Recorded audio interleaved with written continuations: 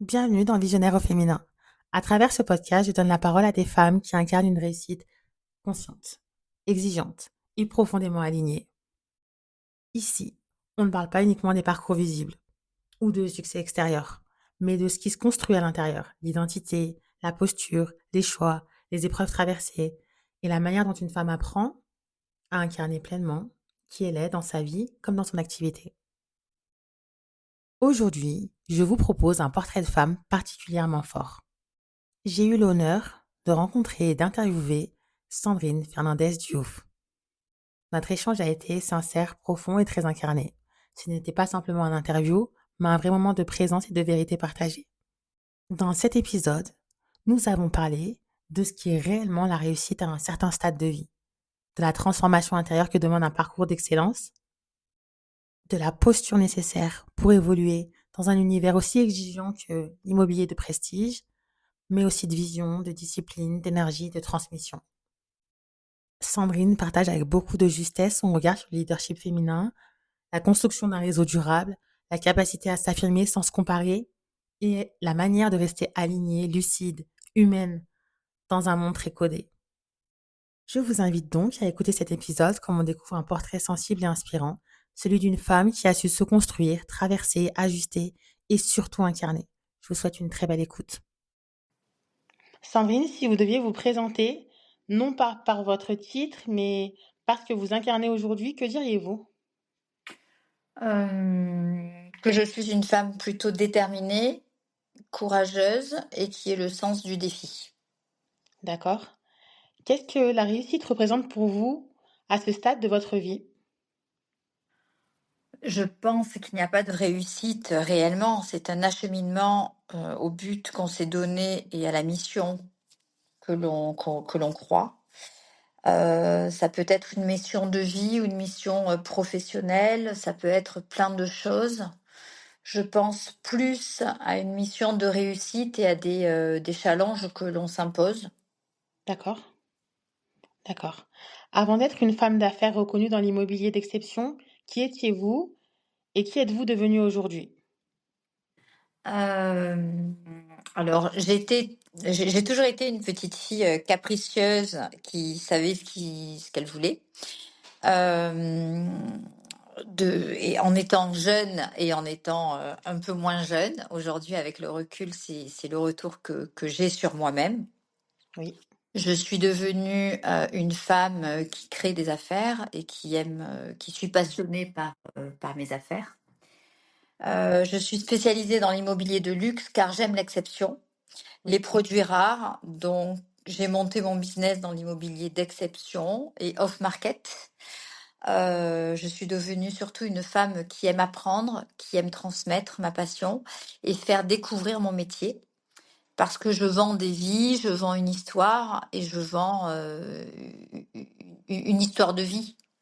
d'accord. Il y a toute une histoire. C'est pas juste une vente de biens d'exception, en fait. Ça va Non, au-delà. non, c'est des projets de vie pour des personnes, donc il y a pas spécialement alors je me suis spécialisée dans l'exception et dans les biens de prestige, mais mais il y a pas de je pense qu'on vend avant tout, la première des choses, c'est d'être passionné par ce qu'on veut faire et y croire Oui, et vendre une histoire parce que les gens, soit c'est un premier achat pour une personne célibataire ou seule, soit c'est une acquisition, une vie de couple, soit, pour créer une famille, soit, il y a des gens aussi qui divorcent, qui redémarrent à zéro. oui. Donc il y a toujours une histoire dans ce que je fais. D'accord, d'accord. Et quand vous observez votre parcours aujourd'hui, qu'est-ce qui vous surprend le plus chez la Sandrine que vous êtes devenue? Mon courage, ma détermination, Ouais, c'est votre force. je pense. Je pense. D'accord. Qui vous a forgé? Ouais, c'est ce qui m'a forgée. Je pense que c'est pas toujours facile. On est confronté dans des dures réalités de la vie, mais il faut pas s'écouter. Il faut croire. Il faut pas écouter les gens. Il faut se mettre dans une bulle. C'est ce que je dis Oui, toujours. Je me répète, mais je pense que quand on croit en soi, ben, on est capable de faire beaucoup plus que ce qu'on pense. c'est sûr, c'est sûr. Vous êtes dans l'immobilier de luxe, haut de gamme, haut niveau. C'est un univers qui est exigeant, qui est codé. Comment on construit sa crédibilité dans un environnement qui est aussi compétitif? Ben, par sa fidélité, par son humanité et par son empathie et l'écoute. D'accord, d'accord. Selon vous, qu'est-ce qui fait une présence iconique dans votre métier? C'est quoi une présence iconique? Garder sa ligne de conduite, rester authentique. Oui, Heu, ouais, je pense que la meilleure des réponses, c'est, et la manière d'être, c'est l'authenticité. Il n'y a pas d'accord, mieux. d'accord. Quel trait de caractère vous a le plus servi dans votre ascension? La dureté, malheureusement, Oui, la dureté. Alors sans l'être non plus, mais il faut, dans le business, surtout quand on est une femme, il faut oui, faire comprendre aux gens, quand ils disent des bêtises, beh, que c'est pas cohérent avec, là, si on parle du prix du marché, beh, avec le marché. oui, C'est pas tant l'intérieur du bien qui va faire l'exception, c'est comme un papier cadeau et à l'intérieur, on va découvrir, ce qu'il y a à l'intérieur. Après, les gens en feront ce qu'ils veulent de l'intérieur, mais l'extérieur, c'est quand même, on vend une adresse exceptionnelle. d'accord, je vois, je vois. Du coup, c'est ne pas faire rêver les gens, en fait, leur dire clairement à quoi s'attendre. Ben oui, faut savoir dire non si on voit Oui, qu'il rêve trop. Faut savoir, apporter sa valeur ajoutée parce que s'ils font appel à un professionnel, c'est pour avoir des réponses professionnelles et aussi nous écouter, nous faire confiance. oui, Hem et pour pas qu'il y ait une déception derrière non plus, où ils se disent, «Ils ont pas été capables d'estimer mon bien au juste prix». Alors on n'a pas la science infuse, hein, on sait jamais de quoi est fait le marché, surtout en ce moment, on est, on est tributaire de ce qui se passe dans le monde et en France. oui, Mais il y a une étude, il y a des biens qui se vendent. Il faut se renseigner auprès des notaires, auprès de ce qui des dernières transactions. Alors il faut jamais faire une estimation sur ce qui s'est vendu il y a 10 ans ou il y a 5 ans en arrière. oui, Essayer d'être juste, tout en disant aux gens: «Écoutez, c'est la conjoncture actuelle». Après on d'accord, reste ouvert et c'est un dialogue d'accord. Ok, c'est un échange. Ok, et surtout ne pas dire oui si on est incapable de pouvoir, s'occuper de ce bien. d'accord, pour pas décevoir. Ok. Mmh, mmh mh. Qu'est-ce qu'une femme doit comprendre pour cesser de se comparer et incarner pleinement son excellence, selon vous? Moi je pense qu'il faut pas se comparer du tout. Faut pas se comparer. On peut avoir quelqu'un d'iconique ou quelqu'un de qui nous plaît, mais j'ai pas de mots ou un exemple de femme, qui m'a inspirée. Moi, je pense qu'on est toutes uniques et chacune a sa valeur ajoutée et sa Oui, valeur, chacune va apporter un bien différent, oui, qu'on peut trouver, après c'est une empathie qu'on a. Une empathie, avec la personne. Moi, je peux bien passer avec une personne et pas avec une autre et ça, il faut savoir l'accepter aussi. oui, On est toutes différentes, on n'est oui, pas c'est vrai. uniques. Voilà, il faut garder sa personnalité, sa souplesse, son authenticité et on en revient encore à l'authenticité. Voilà. Ouais, l'authenticité, ligne de conduite. Ouais, D'accord. exactement. Vous voyagez beaucoup entre Paris, Marseille et l'international. Comment tout cela influence votre façon d'aborder votre métier? En fait, j'essaie de m'incarner parce que je vis à Marseille. J'ai décidé d'ouvrir un business, à Marseille parce que je suis originaire de Marseille, mais je travaille à Paris depuis 25 ans. Alors le marché D'accord. parisien, je le connais par cœur. J'ai su m'entourer de personnes professionnelles dans le sud de la France, Oui, parce que c'était dommage de ne pas apporter ma valeur ajoutée, autant dans le sud, qu'à Paris. Paris est mon métier, j'adore Paris, j'adore, ce que je découvre, j'adore les adresses parisiennes, j'adore l'histoire de France. J'adore, ouvrir une porte parce qu'on ne sait jamais ce qui va se passer, ce qu'il y a derrière. Donc je suis oui, toujours agréablement surpris par ce qu'on y voit et c'est incroyable. Je pense aussi que c'est la passion, c'est déjà être passionné par ce qu'on fait, parce qu'il n'y a oui, pas d'autre secret. comprendre ce que mes clients étrangers recherchent à Paris.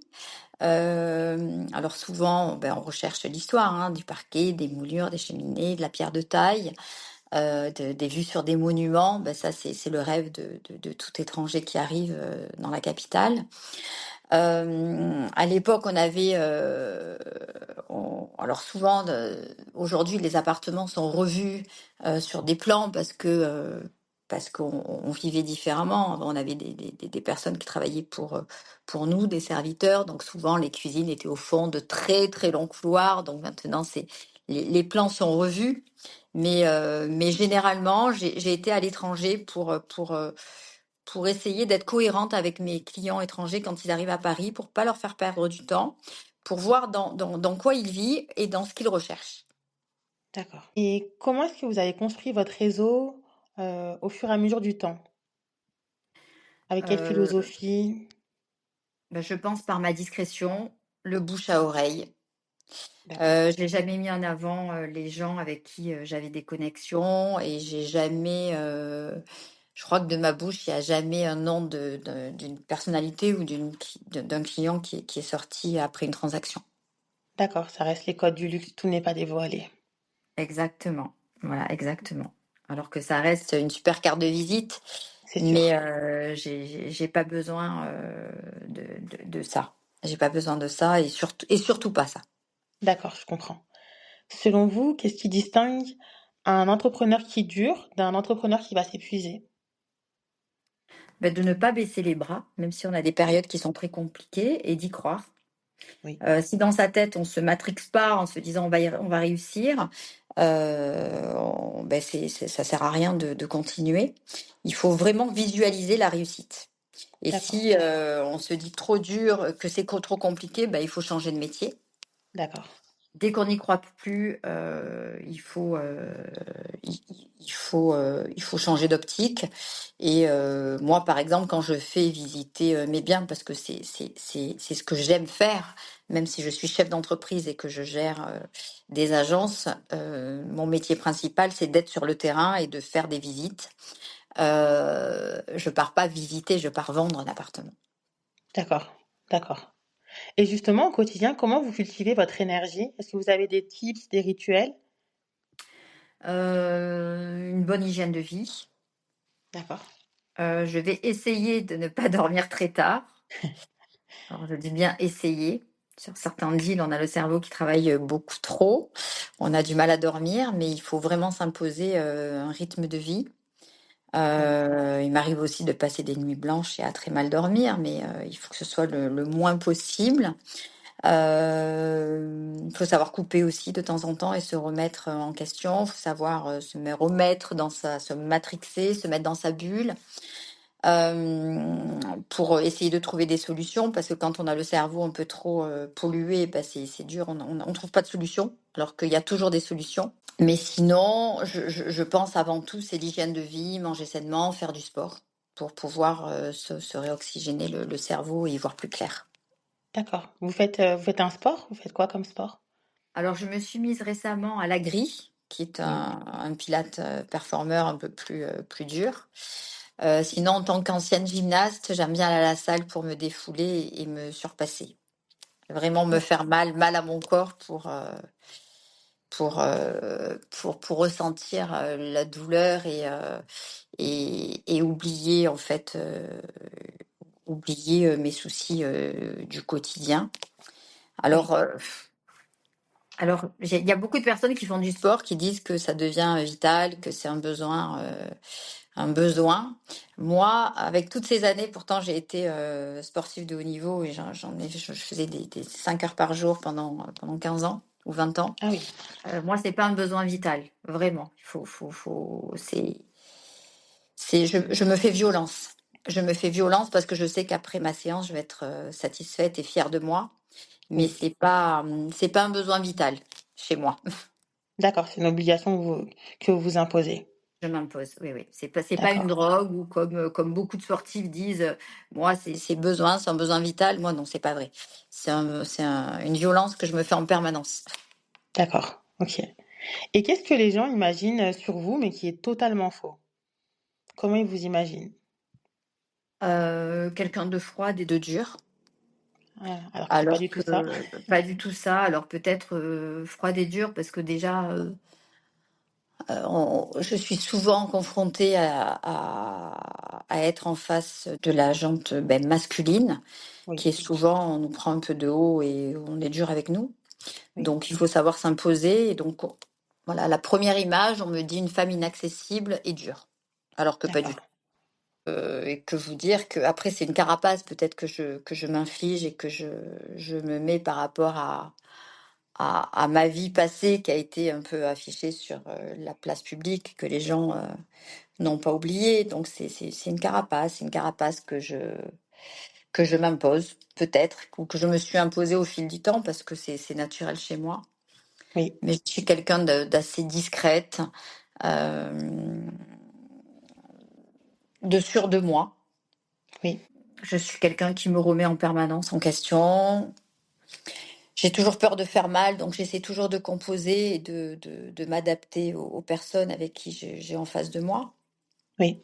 Mais souvent, on me dit qu'on a peur de m'approcher alors que pas du tout. Oui. Il y a aussi la bienveillance chez vous, même envers nous, toujours, un mot, de l'énergie, vous transmettez votre bonnes ondes. Ça aussi, la bienveillance, quelque chose qui vous caractérise beaucoup. J'aime donner, j'aime énormément donner, j'aime donner de l'amour, j'aime prendre les gens dans mes bras, j'ai tendance à être trop, trop, trop, mais il faut dire aussi aux gens, alors là, c'est pas professionnel, mais aux gens qu'on aime, il faut savoir leur dire, «Je t'aime». Exactement, exactement, c'est important. Très. Quelle femme vous a le plus inspiré dans votre parcours? Pour être honnête, j'ai pas d'image de femme. La femme qui m'inspirait, et qui m'inspire, même si elle est plus de ce monde, c'est ma grand-mère maternelle avec moi, alors elle avait une image quand j'entends parler, ma famille de quelqu'un de dur. Oui, Quand j'écoute mes cousines ou les membres de ma famille, m'aimer, elle était dure, c'était pas facile. Mais moi, elle m'a tellement, tellement mise dans une bulle d'amour et tellement aimée, que je pense que c'est ma grand-mère. d'accord, c'est un bel exemple. Moi aussi, c'est ma grand-mère, mon idole. Ouais, exactement. D'accord. Quel conseil vous pourrez offrir aux femmes visionnaires qui nous écoutent, qui se lancent et qui savent pas forcément comment faire? Déjà croire en leur projet, d'avoir leur idée de business et surtout, que ce soit dans tout corps de métier, d'y croire et de ne pas se poser de questions. Parce que si on y D'accord, réfléchit, on ne franchira jamais le pas. Parce qu'il y aura toujours une personne qui va vous dire, «Ça existe déjà, c'est pas le bon moment, ça va pas marcher, tu rêves, avec l'IA aujourd'hui, ça va trop vite». Donc, je pense qu'il faut croire en soi et croire à oui, son projet et n'écouter personne. Sinon, vous ne ferez jamais rien. c'est vrai, c'est vrai. Et si vous pouviez écrire une lettre à la Sandrine d'il y a 15 ans, qu'est-ce que vous lui diriez? Je suis très fière de toi. Ah, vous pouvez, vous pouvez. Pour vous, être une femme visionnaire aujourd'hui, qu'est-ce que cela signifie? Une femme visionnaire, c'est une femme qui croit en elle et de ce qu'elle peut apporter, de la valeur ajoutée, parce qu'il faut être à l'écoute des gens. C'est une femme, c'est une femme qui pense à demain et Oui, qui regarde pas derrière ce qu'il s'est passé, oui, parce qu'on a la vie, on a des embûches, mais malheureusement, c'est comme ça, on va pas y revenir en arrière. Il faut avancer. Ouais, c'est ça, il faut pas regarder derrière, même si, derrière, c'est derrière, quoi. d'accord. On avance.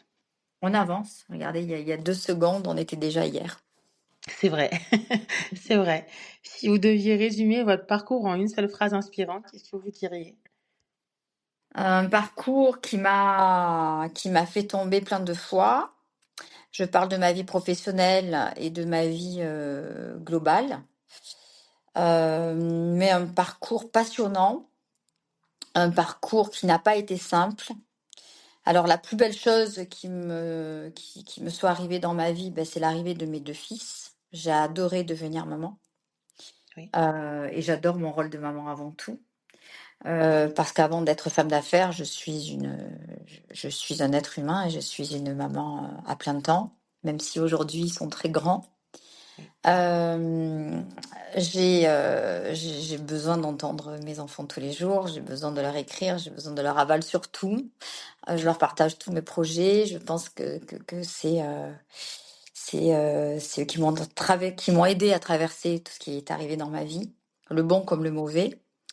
Et malheureusement, il y a beaucoup de mauvais, qui arrivent, mais il faut savoir l'oublier et passer outre et croire en soi. Donc c'est croire en soi, croire en la vie, croire en la bonne étoile, se Oui. dire que, demain ça sera toujours mieux. Et pour moi, une femme visionnaire, c'est une femme qui avance. D'accord, malgré tout, malgré, peu importe les tempêtes. Peu importe les tempêtes. Si on a une idée, il faut y aller au bout. Si on se plante, c'est pas grave. Et puis si vraiment, vraiment, ben, on a essayé, et encore essayé, parce qu'on faut pas non plus, dire, «Ça a pas marché, on arrête». Mais, Ouais, plus si on s'est trompé, ben, c'est pas grave. On fait autre chose. Mais il faut aller au bout de ses d'accord, convictions. OK. Ne pas s'arrêter en chemin. Non, tant qu'on n'a pas été jusqu'à l'épuisement, et même encore, il faut continuer à y croire. OK, on va leur donner ce conseil, même épuisé, vous continuez. Ben si on croit en soi et qu'on a cette lumière qui nous palpite encore, il faut essayer. Après je dis pas que j'ai la science infuse du tout, hein. Bien Mais sûr. je pense que si on a eu cette idée, qu'on a eu envie de le faire, il faut aller au bout parce qu'on a tout le temps des périodes qui sont un peu plus compliquées, mais ça fait partie aussi de notre c'est comme ça qu'on s'améliore. Ouais, c'est vrai, c'est vrai. Mmh. Ça fait partie du jeu. Merci beaucoup Sandrine, merci pour tout, merci, aussi pour votre bienveillance, merci pour ce moment-là, merci pour, cette rencontre. Merci pour toutes vos bonnes ondes au quotidien, vos petits messages, ça nous fait vraiment du bien. Ben merci à vous déjà de m'avoir contactée. Ben j'essaie d'apporter, mon énergie, comme l'énergie ce qu'on m'a apporté, ben de le rendre. Mmh, Moi je suis ravie quand une personne comme vous, venez vers moi ou m'envoie un petit message ou de la force. Hem Et fait ça, ce n'est pas pour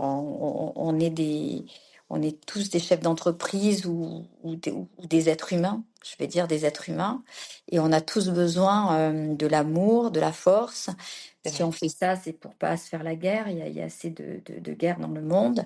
C'est assez compliqué à l'extérieur, donc pour moi, envoyer de la force, c'est très important. C'est Chacun à vrai. son niveau.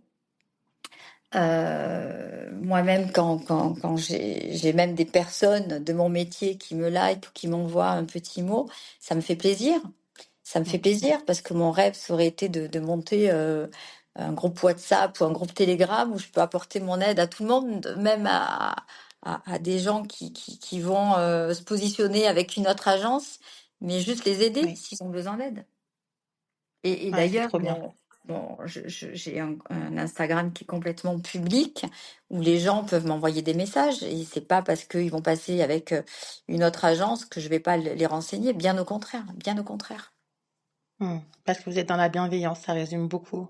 Ça résume bien. Bah, apporter mon Hein. aide, même gratuitement à quelqu'un qui veut acheter, ou qui a besoin de conseils, c'est pour moi, c'est déjà une réussite.